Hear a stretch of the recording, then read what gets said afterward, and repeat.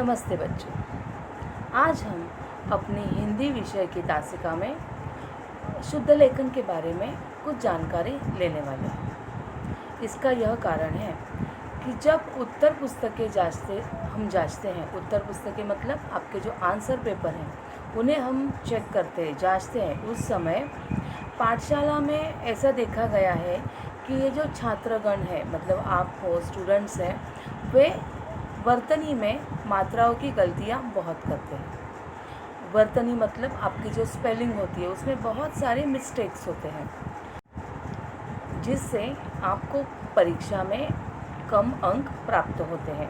और उस वजह से क्या हो जाता है, आपका उस विषय में जो भी आपकी दिलचस्पी होती है वो कम हो जाती है, क्योंकि आप लिखते तो बहुत सारा हो लेकिन आपको अच्छे अंक नहीं मिलते।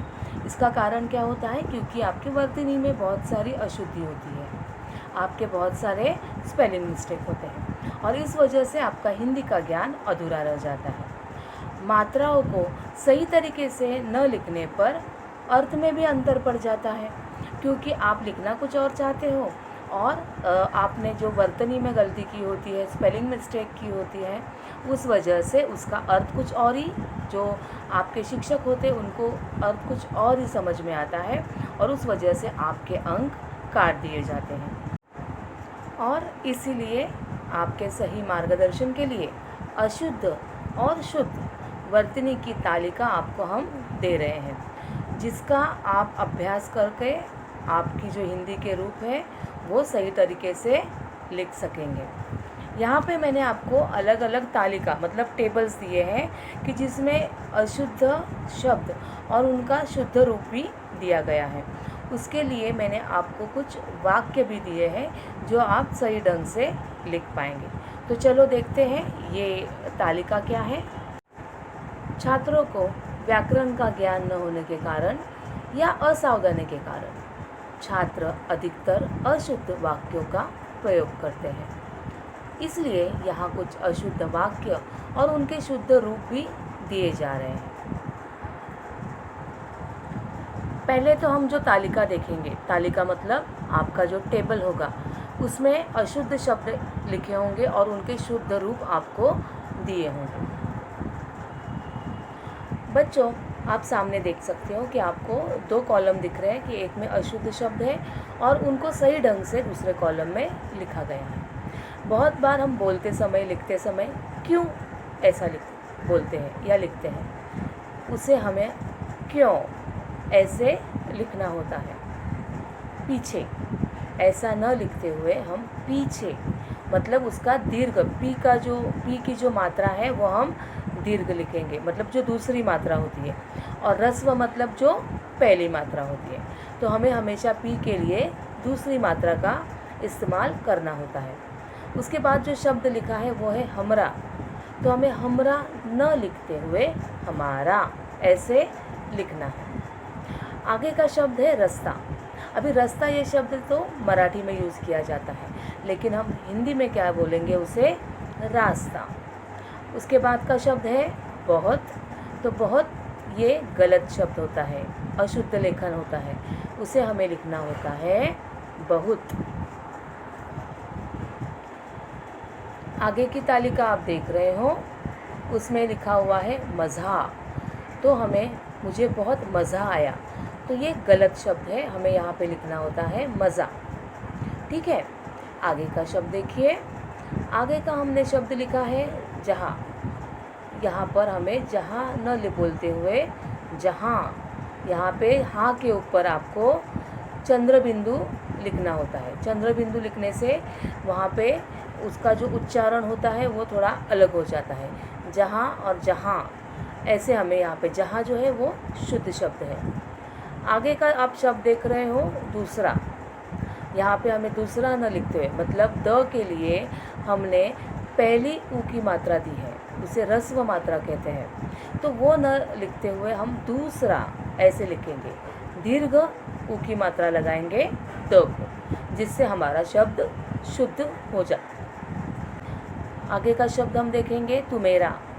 तुमेरा ये गलत है, हमें वहाँ पे लिखना होता है तुम्हारा। उसके बाद का शब्द है क्योंकि। क्योंकि ये गलत शब्द है, वहाँ पे हमें शुद्ध रूप लिखना होता है उसका, क्योंकि। ये बहुत बार होता है कि हम बोलते वक्त भी क्योंकि ऐसा ही बोलते हैं, और इसीलिए लिखते वक्त भी हम वही शब्द लिख देते हैं, जिससे क्या हो जाता है, हमारे अंक वहाँ पे कट हो जाते हैं। तो वहाँ पे हमें लिखना होता है क्योंकि। बच्चों, ये जो तालिका है इसमें और भी कुछ शब्द मैंने दिए हुए हैं, हम अब उसे पढ़ेंगे। पहला शब्द है कौन। तो हमें कौन न बोलते हुए कौन ऐसे बोलना होता है। कौन ये होता है गलत शब्द, हमें यहाँ पर ओ की जो ऊपर की 2 मात्राएं हैं वो लगानी होती है। उसके आगे का शब्द है औरत। तो हमें औरत न लिखते हुए औरत, औ की मात्रा वहाँ पे लगानी होती है, औरत, ना कि औरत। आगे का शब्द भी यहाँ पे हमने तीनों भी शब्दों में देखा है कि हर जगह पर ओ की मात्रा लगाई हुई है, तो यहाँ पर हमें ओ की मात्रा न लगाते हुए औ, जैसे कौन, औरत और मौसम, ऐसे हमें लिखना है। उसके बाद है बिजली। तो यहाँ पे बिजली के लिए ब के लिए हमने ई की मात्रा, जो दीर्घ ई है वो लगाई है, ई की मात्रा, इसलिए हमारा ये शब्द गलत है। तो बिजली न बोलते हुए हम बिजली मतलब ब को हम ई की ह्रस्व की मात्रा लगाएंगे, जिससे हमारा शब्द सही हो जाता है, शुद्ध हो जाता है। आगे का जो शब्द है वो है, हम हमेशा कहते हैं कि मुझे फुर्सत नहीं है, तो फुर्सद न लिखते हुए हम फुर्सत त लिखना है वहाँ पर हमें, जिससे हमारा ये शब्द शुद्ध हो जाता है। आगे कुछ शब्द हम देख रहे हैं, यहाँ पर मैंने लिखा हुआ है मेरे को। बहुत बार बच्चे बोलते हैं मेरे को पता नहीं, तो ये गलत है, हमें वहाँ पर लिखना है मुझको या फिर मुझे।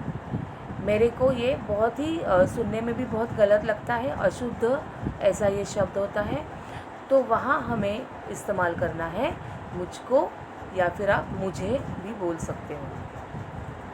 आगे का शब्द है वो की जगह पे हमें लिखना होता है वह ये शुद्ध शब्द है।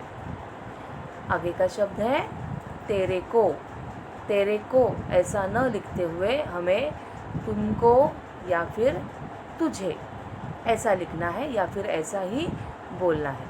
जैसा हम शुद्ध बोलेंगे वैसा ही शुद्ध हम लिखेंगे, इसलिए हम इसके बाद से ऐसे ही शब्दों का इस्तेमाल करेंगे।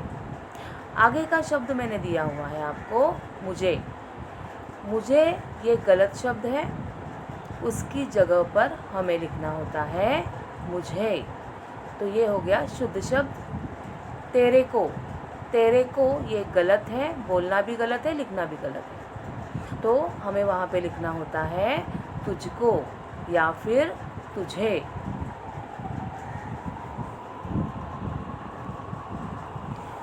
बच्चों, अब तक हमने कुछ शब्द देखे कि जो किस तरह से हम गलत लिखते हैं और उस वजह से हमारे अंक कम होते हैं, हमारा जो लिखना है वो गलत हो जाता है, वर्तनी में अशुद्धि आ जाती है, स्पेलिंग मिस्टेक्स बहुत होते हैं। तो आगे से हम ये कोशिश करेंगे कि ये सब गलतियां हम न करें, जिससे कि हमारे अंक कम नहीं आएंगे। अब मैंने कुछ वाक्य आपको दिए हैं कि जो अशुद्ध है और उनको शुद्ध रूप में भी लिखकर नीचे दिया हुआ है। जो लाल अक्षरों में लिखा हुआ है वो शुद्ध वाक्य है। आप देख सकते हो, पहला वाक्य है मैं मेरे घर जाता है, ये गलत है। यहाँ पर मैं की जगह पे हम लिखने वाले मैं मेरे घर जाता हूँ, मैं मेरे घर जाता हूँ, ये सही वाक्य है। उसके बाद वाला वाक्य हम देखेंगे तुम काय को नहीं समझता, ये गलत वाक्य है। वहाँ पर हमें शुद्ध लिखना है तुम क्यों नहीं समझते। काय को, ये मैंने जो अशुद्ध में लिखा हुआ है काय को, उसकी जगह पर हमें लिखना होता है क्यों। नहीं समझता गलत है, समझते। तुम क्यों नहीं समझते। आगे का तीसरा वाक्य देखिए, हम पढ़ेगा तो पास होगा, ये गलत वाक्य है, अशुद्ध वाक्य है।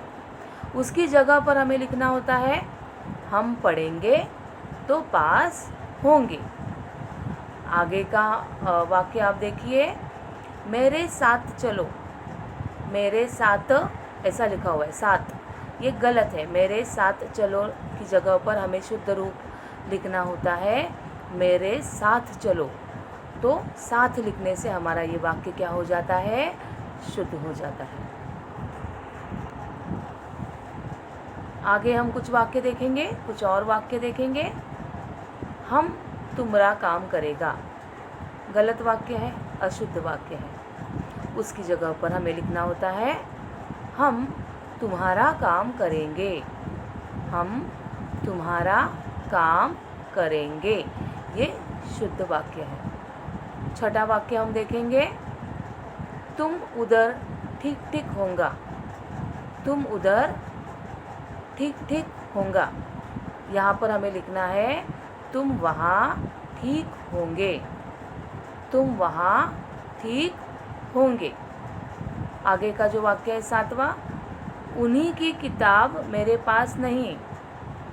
उन्हीं की किताब मेरे पास नहीं, ये गलत वाक्य है। उसकी जगह पे हमें लिखना होता है उसकी किताब मेरे पास नहीं है, ये हो गया शुद्ध वाक्य। आगे आप देखिए, सुशीला एक आम लाया, गलत वाक्य है। यहाँ पे हमें लिखना है सुशीला एक आम लाई, तो ये हो गया सही वाक्य। सुशीला एक आम लाया, ये गलत वाक्य है और उसकी जगह पे हमें लिखना होता है सुशीला एक आम लाई। बच्चों, अब हम कुछ अलग से वाक्य देखेंगे। यहाँ पे क्या दिया हुआ है आपको, एक वाक्य दिया हुआ है और उसके लिए दो शब्द दिए हैं जो आपको उस रिक्त स्थान में लिखना है। दोनों शब्दों में एक सही है और एक गलत। अभी ये आपको पहचानना है कि उसमें से सही शब्द कौन सा है और गलत शब्द कौन सा है। सामने चित्र आप देख रहे हो, उसमें एक गाय है जो पानी पी रही है। अब यहाँ पर जो दोनों पानी शब्द दिए हुए हैं, एक में नी के लिए ई की रस्व की मात्रा लगाई हुई है, नी रस्व लिखा हुआ है, और दूसरे में नी दीर्घ लिखा हुआ है। उसमें से सही कौन सा है, ये आपको पहचानना है। और मेरे ख्याल से आपको ये अब पता ही चला होगा कि जो दूसरा शब्द है पानी, वो सही शब्द है। बच्चों, आप यहाँ पर ये चित्र देख सकते हो और यहाँ पर एक वाक्य भी दिया हुआ है, मैं डैश करने मंदिर में गया था। अब यहाँ पर आपको जो ब्रैकेट दिया है उसमें दो शब्द हैं, दर्शन और दर्शन, ऐसे दो शब्द हैं। उसमें से जो सही शब्द है वो हमें लिखना है और जो दूसरा शब्द है दर्शन, जहाँ तो वो है सही उसका उत्तर। आगे आप वाक्य देख सकते हो, आज डैश गर्मी है। दोनों आपको सामने ब्रैकेट में दो शब्द दिए हैं, बहुत और बहुत। उसमें से जो हमने इसके पहले भी ये शब्द देखे थे, बहुत ये शुद्ध शब्द है और बहुत ये अशुद्ध शब्द है। तो यहाँ पे सही उत्तर होता है बहुत। आज बहुत गर्मी है। अब बच्चों, यहाँ पर हमने कुछ वाक्य दिए हुए हैं, आपको सही उत्तर उसमें लिखना है। जैसे कि देखिए, आप नीचे दिए गए वाक्यों के रिक्त स्थानों में कोष्ठक से शुद्ध शब्द चुनकर लिखिए। यहाँ पर जो पहला वाक्य है वो है गाय डैश पी रही है। ये चित्र हमने पहले भी देखा था, तो उसका सही उत्तर क्या है, गाय पानी, जिसमें नी की दीर्घ मात्रा लगी हुई है। जो पहला शब्द है वो सही शब्द है, जो मैंने लाल में लिखे हैं वो सही शब्द है।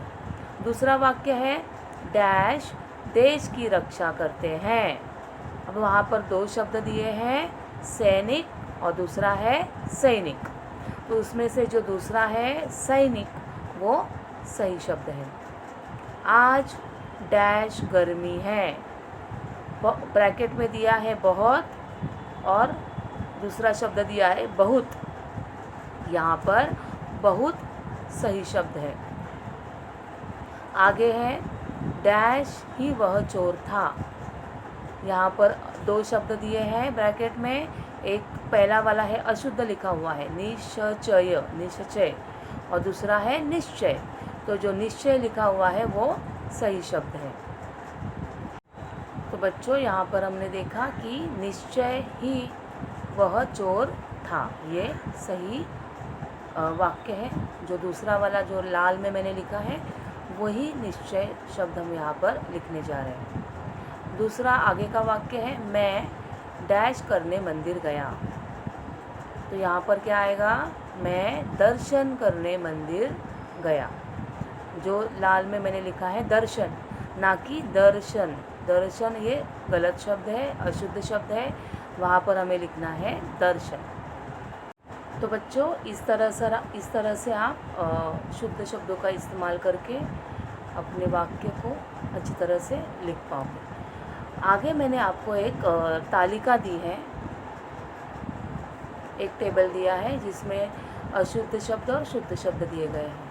आप क्या करोगे, इनको अच्छी तरह से पढ़ोगे और आपके पास जो नोटबुक अवेलेबल है उसमें आप ये सारा टेबल लिखोगे, जिससे कि बार बार पढ़ने से आपका ये जो अशुद्ध लेखन की जो समस्या है अशुद्ध लेखन की, वो दूर हो जाएगी। ठीक है बच्चों, तो आज हमने जो भी पढ़ा ध्यान से उसे याद रखना है, और जो शब्द दिए हैं उनको अच्छी तरह से पढ़ने हैं, जिससे कि आपको आगे जाकर ये जो अंक प्राप्त होने की समस्या है आपकी, वो वापस कभी नहीं आएगी। ठीक है, तो आपको जो असाइनमेंट दिए जाएंगे उन्हें भी आपको कंप्लीट करना है। फिर मिलते हैं अगली तासिका में, तब तक नमस्ते।